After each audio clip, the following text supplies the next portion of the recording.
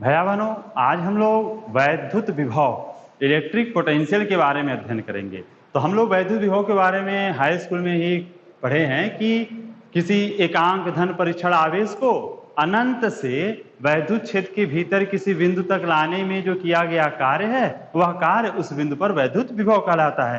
तो हम धन परीक्षण आवेश को ध्यान दे मान लेते हैं Q नॉट एक धन परीक्षण आवेश है जिसको हम अनंत से किसी बिंदु P तक ला रहे हैं और यहाँ तक लाने में जो किया गया कार्य है वह W है। तो इस बिंदु P पर जो विभव होगा वो विभव V बराबर W अपान Q नॉट होगा।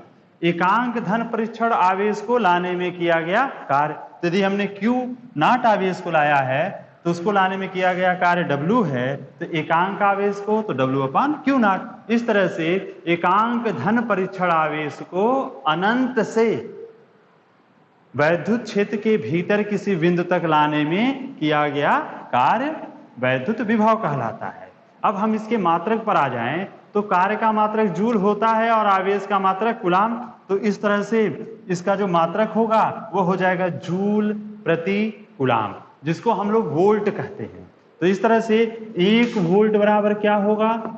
1 वोल्ट बराबर 1 जूल प्रति कूलाम।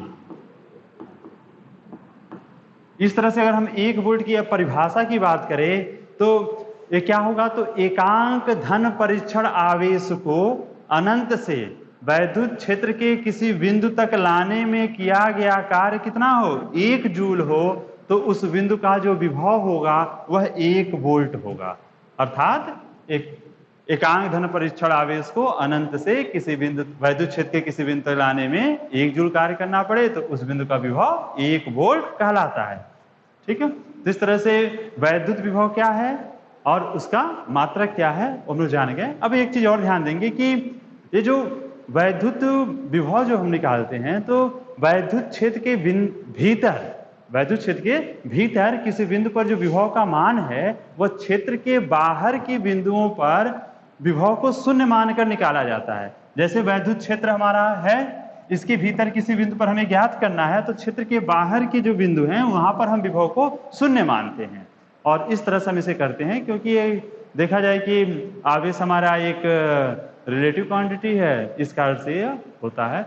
अब हम लोग वैद्युत विभव की भौतिक महत्व के बारे में जानें कि इसका फिजिकल सिग्निफिकेंस क्या है। तो इलेक्ट्रिक पोटेंशियल का हम लोग फिजिकल सिग्निफिकेंस के बारे में बात करें तो देखिए, जिस तरह से हम लोग देखते हैं कि जो तरल पदार्थ होता है, तरल में जैसे द्रव की बात करें, तरल में तो हमारा गैस भी हो जाएगा, तो जैसे द्रव है तो द्रव सदैव ऊंचे तल से नीचे की तल की ओर बहता है। हम जल को कहीं ऊंचे स्थान पर रख दें और बहने का यदि रास्ता हो तो हमेशा कहाँ जाएगा? वह नीचे की ओर आएगा। टंकी है, हम उसकी टोटी को खोलते हैं तो जल किधर जाता है? नीचे की ओर। और इसी तरह से हमारा जो उष्मा है वह सदैव उच्च ताप की वस्तु से निम्न ताप की वस्तु की ओर बहती है। कब तक बहती है? जब तक दोनों वस्तुओं का ताप समान ना हो जाए। और जल ऊंचे तल से नीचे तल तक तब तक बहता है जब तक कि उनका तल बराबर ना हो जाए। उसी प्रकार हमारा जो धन आवेश है वह सदैव उच्च विभव वाले वस्तु से निम्न विभव की ओर प्रवाहित होता है। ठीक है, तो जैसे अगर हम बात करें द्रव का, तो यदि हम एक पतली एक सिलेंडर ले लें और यहां तक हमने मान ले इसको कि द्रव को उसमें हमने भर लिया, पानी को भर लिया। सबसे आसान उदाहरण हम लोग पानी का ही ले लें। और एक दूसरा पात्र हम लोग ले लें यह बड़े आकार का। अब हम इन दोनों को आपस में कनेक्ट कर दें, यदि जोड़ दें, तो इसमें से ऊंचे तल वाले जो बर्तन है उससे द्रव किस में जाएगा? नीचे तल वाले में। तब तक जाएगा जब तक कि दोनों का तल बराबर ना हो जाए। ध्यान देंगे, अब मान लेते हैं बड़ा बर्तन है, चौड़ा बर्तन है, ये पतला है, तो इसके अंदर जो मात्रा है द्रव की वह इसके अंदर की मात्रा से अलग होगी। ठीक है, तो हम यदि दो वस्तुओं को आपस में कनेक्ट कर रहे हैं, दो बर्तनों को जिसमें द्रव भरा है, तो यह द्रव का प्रवाह तब तक होगा जब तक कि तल बराबर ना हो जाए। देखिए, मात्रा के ऊपर डिपेंड नहीं कर रहा है। ऐसा नहीं कि दोनों की मात्रा बराबर हो जाए, ऐसा नहीं है, सिर्फ तल बराबर हो जाए, तल के ऊपर निर्भर करता है। और इसी तरह से अगर हम ऊष्मा की बात करें तो ऊष्मा भी देखेंगे कि वह ताप पर निर्भर करता है, ऊष्मा की मात्रा के ऊपर डिपेंड नहीं करता है। तब तक ऊष्मा का प्रवाह होता है जब तक कि ताप बराबर ना हो जाए, ऐसा नहीं कि ऊष्मा बराबर हो जाए। उसी प्रकार हमारा आवेश का जो प्रवाह की जो दिशा है वह मात्रा पर डिपेंड नहीं करता कि आवेश की मात्रा कितना है, बल्कि वह उनके वैद्युत तलों पर डिपेंड करता है। वैद्युत तल जो हमारा है जिसको हम वैद्युत विभव कहते हैं, यही जो वैद्युत तल है, ठीक है, वह क्या है, हमारा वैद्युत विभव है। तो ऊंचे विभव से नीचे विभव की ओर धन आवेश प्रवाहित होता है। तो इस तरह से हम कहेंगे कि वैद्युत विभव क्या है, वह भौतिक राशि है जो धन आवेश की प्रवाह की दिशा को निर्धारित करती है। तो वैद्युत विभव क्या है, एक भौतिक राशि है जो वैद्युत आवेश के, ठीक है, तो वैद्युत आवेश में कौन सा आवेश, धन आवेश, तो वैद्युत आवेश जो हमारा है धन आवेश की प्रवाह की दिशा को निर्धारित करती है। अब जाहिर सी बात है जिधर धन आवेश प्रवाहित होगा ऋण आवेश उसके विपरीत होगा, तो ऋण आवेश कहां प्रवाहित होगा, निम्न विभव से उच्च विभव की ओर, और धन आवेश उच्च विभव से निम्न विभव की ओर। इस तरह से यदि दो वस्तुओं के वैद्युत विभव बराबर हैं तो उनके ऊपर भले ही आवेश का मात्रा कितना भी क्यों ना हो, उनको संपर्क में लाएंगे तो आवेश का प्रवाह नहीं होगा। जैसे हम दो बर्तन ले लें, एक बर्तन में खूब बड़ा आकार का बर्तन, एक छोटे आकार का बर्तन, इन दोनों का तल बराबर हो, दोनों का तल बराबर हो तो हम इनको जब संपर्क में लाएंगे तो कोई भी द्रव प्रवाहित नहीं होता है। उसी प्रकार यदि दो पिंड हैं, उन पिंडों का विभव समान है तो उनके ऊपर चाहे जितना आवेश हो, उनको संपर्क में लाएंगे तो कोई भी आवेश प्रवाहित नहीं होगा, ठीक है। तो इस तरह से हम कह सकते हैं कि यदि भिन्न भिन्न वैद्युत विभव वाले दो चालक वस्तु को हम परस्पर संपर्क में लाते हैं तो आवेश का प्रवाह तब तक होगा जब तक कि दोनों वस्तुओं के विभव समान नहीं हो जाते। इस तरह से हम दो आवेशित वस्तुओं को संपर्क में लाएंगे तो आवेश का प्रवाह उच्च विभव वाले वस्तु से निम्न विभव की ओर होगा, और तब तक होगा जब तक कि दोनों के विभव समान न हो जाएं। तो जो धन आवेश है वह सदैव उच्च विभव से निम्न विभव की ओर, और जो ऋण आवेश है उसका उल्टा, वो निम्न विभव से उच्च विभव की ओर प्रवाहित होता है। तो जो हमारे चालक वस्तुओं को यदि हम संपर्क में लाते हैं, अगर वह कैसा है, ऋण आवेशित है, मतलब इलेक्ट्रॉन है, तो इलेक्ट्रॉन, उसमें इलेक्ट्रॉन क्या दिखता है, तो इलेक्ट्रॉनों का जो प्रवाह होगा वह नीचे विभव से ऊंचे विभव की ओर होगा, और तब तक होगा जब तक कि उन दोनों के विभव बराबर ना हो जाएं। अब इसी में अगले टॉपिक के बारे में हम लोग बात करें तो हमारा जो इसमें पृथ्वी को हम लेते हैं, तो पृथ्वी विभव के निर्देश के रूप में हम लोग लेते हैं। जो पृथ्वी है एक रिफरेंस पोटेंशियल के रूप में हम लोग इसे लेते हैं।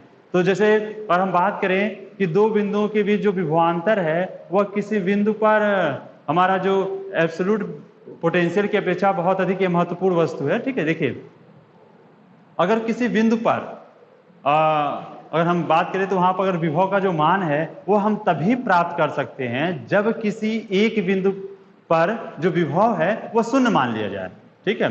तो जैसे विभव की परिभाषा में ही हम लोग बात करते हैं तो अनंत दूरी से लाते हैं, तो अनंत दूरी पर विभव को क्या मान लेते हैं, शून्य मान लिया गया है। अर्थात शून्य विभव के लिए हम लोग अनंत को एक निर्देश बिंदु मान लिए हैं, ठीक है। तो अनंत को निर्देश बिंदु माना गया है जहां पे विभव क्या है, शून्य मान लिया गया है। इस प्रकार हम लोग कह सकते हैं कि किसी अन्य बिंदु को भी हम लोग शून्य विभव के लिए निर्देश बिंदु मान सकते हैं। तो इस तरह से हम लोग पृथ्वी जो है, पृथ्वी को एक निर्देश बिंदु माना गया है, और शून्य विभव के लिए हम लोग पृथ्वी को ही निर्देश बिंदु मानते हैं। इसका कारण है क्या, तो पृथ्वी एक बहुत बड़ा सुचालक है। इसका आकार इतना बड़ा है कि इसको अगर हम लोग जो आवेश देते हैं या इससे जो आवेश लेते हैं, इससे पृथ्वी की विभव पर कोई प्रभाव नहीं पड़ता है, इसकी वैद्युत दशाओं पर कोई प्रभाव नहीं पड़ता है, इसका विभव समान बना रहता है। जैसे हम लोग बात करें समुद्र की, तो समुद्र से यदि हम 1 लीटर पानी लें या उसको दे दें तो क्या उसके तल पर कोई प्रभाव पड़ेगा, नहीं पड़ता है। तो उसी प्रकार से जैसे अब हम लोग बात करें इसी में कि जो वाष्पीकरण हो रहा है, ठीक है। देखिए समुद्र तल से अगर हम करें किसी वस्तु की जैसे ऊंचाई को हम लोग माप रहे हैं, तो वाष्पीकरण के कारण जल में जो कमी हुई है या वर्षा के कारण जो जल में वृद्धि हुई है वह हमेशा क्या रहती है, अप्रभावित रहता है। तो हम लोग इसी में एक अन्य चीज कर लें कि जैसे अगर हम लोग पृथ्वी को शून्य विभव के लिए यदि निर्देश मान रहे हैं तो वस्तु को तब धनावेशित कहा जाता है जब वस्तु वस्तु और पृथ्वी को परस्पर वैद्युत संपर्क में लाने पर वस्तु से धनावेश का प्रवाह कहाँ हो, पृथ्वी में हो। तो वास्तव में हमारा जो पृथ्वी है वहां से क्या होता है, जब हम वस्तु को पृथ्वी से संपर्क में लाते हैं तो वस्तु हमारा यदि धनावेशित है तो पृथ्वी से इलेक्ट्रॉन वस्तु की ओर प्रवाहित होते हैं और उस पर जितने धन आवेश हैं उतना ही पृथ्वी से ऋण आवेश वहां पे पहुंचता है, मतलब इलेक्ट्रॉन पृथ्वी से वहां पे जाता है। तो इलेक्ट्रॉनों का जो प्रवाह होता है वह पृथ्वी से वस्तु में होता है, और जब हमारा वस्तु ऋणावेशित होता है तो हमारा जो इसमें वस्तु हमारा ऋणावेशित है, ऋण विभव पर है, तो वहां से इलेक्ट्रॉन कहाँ जाता है, पृथ्वी में चला जाता है। ठीक है, तो इलेक्ट्रॉनों का प्रवाह वस्तु से किधर होता है, पृथ्वी में होगा। जो वस्तु धनावेशित है, ध्यान दें, वस्तु धनावेशित है तो पृथ्वी से इलेक्ट्रॉन आएंगे। ठीक है, यदि वस्तु हमारा ऋणावेशित है तो यहाँ से इलेक्ट्रॉन कहाँ जाएंगे, पृथ्वी में। ठीक, और इस तरह से दोनों ही स्थितियों में इलेक्ट्रॉनों का प्रवाह तब तक होता रहता है जब तक कि पृथ्वी और वस्तु का जो विभव है वह समान न हो जाए। दोनों का जो उभयनिष्ठ विभव होगा वह पृथ्वी के विभव के बराबर होगा, अर्थात वह शून्य होगा। तो इस प्रकार किसी चालक को हम पृथ्वी से संबंधित कर देते हैं तो उसका विभव शून्य हो जाता है।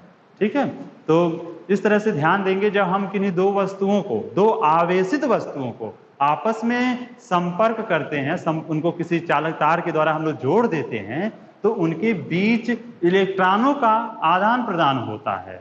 ठीक है, जैसे अगर हम ठोसों की बात करें तो ठोसों में धन आवेश कभी स्थानांतरित नहीं होता। ये मुक्त इलेक्ट्रॉन जो होते हैं वह निम्न विभव वाली वस्तु से उच्च विभव वाली वस्तु की ओर स्थानांतरित होते हैं। ठीक है, इस प्रकार हम कह सकते हैं कि धन आवेश ऊंचे विभव वाले वस्तु से नीचे विभव वाली वस्तु की ओर स्थानांतरित होती है।